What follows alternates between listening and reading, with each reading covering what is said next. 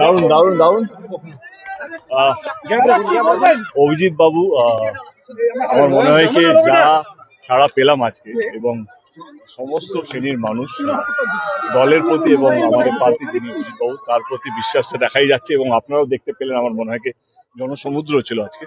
তো আমি এইটুকু বলবো কি অভিজিৎ বাবু যেন বিপুল ভোটে জিতুক, এবং আমাদের এই সকল ডিস্ট্রিক্টের 7টা সিট, কুচবিহারে যেন 7টা সিটই আমরা যেন জিততে পারি। দেখো, আমি 3-4 দিন হলো প্রচারে বেরিয়েছি।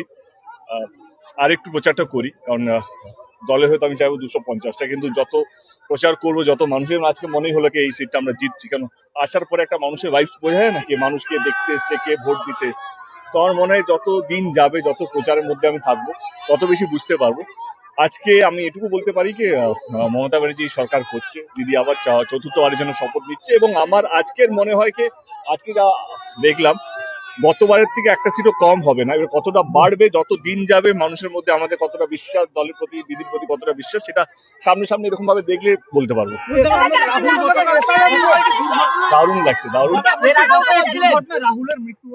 মানে আমার সত্যি কালকে মানে যখন আমার কাছে খবর এলো রাহুলের ব্যাপারটা, তখন আমার সত্যি বিশ্বাসও হয়নি কি এটা সত্যি কি মিথ্যে।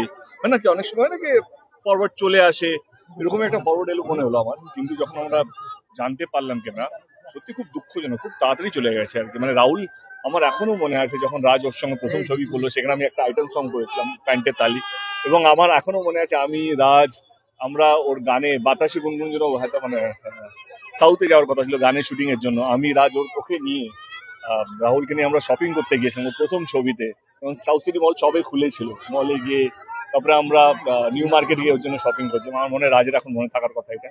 এবং আমারও পরাঞ্জা জলিয়ারে গেস্ট অ্যাপিয়ারেন্স করেছিল, আমরা মালয়েশিয়ায় শুট করেছিলাম, মালয়েশিয়াতে শুট করেছিল, এবং ওর সঙ্গে আমার এটা বলবো না কি আমার খুব ভালো বন্ধুত্ব ছিল, কিন্তু অ্যাজ এন অ্যাক্টর আমি ওকে ডেফিনেটলি শ্রদ্ধা করি। আমার মনে হয় is one of the best actor টলিউডের মধ্যে ছিল। এটা আমার মনে হয় কি বাংলার দর্শক, বাংলার ইন্ডাস্ট্রির অনেক বড় ক্ষতি হলো, খুব তাড়াতাড়ি চলে গেল। আমি এটুকু বলবো কি উনি যে রাস্তায় হাঁটতে না উনি যেন শান্তি পায়, এবং ঈশ্বর ওনার আত্মাকে শান্তি দিক।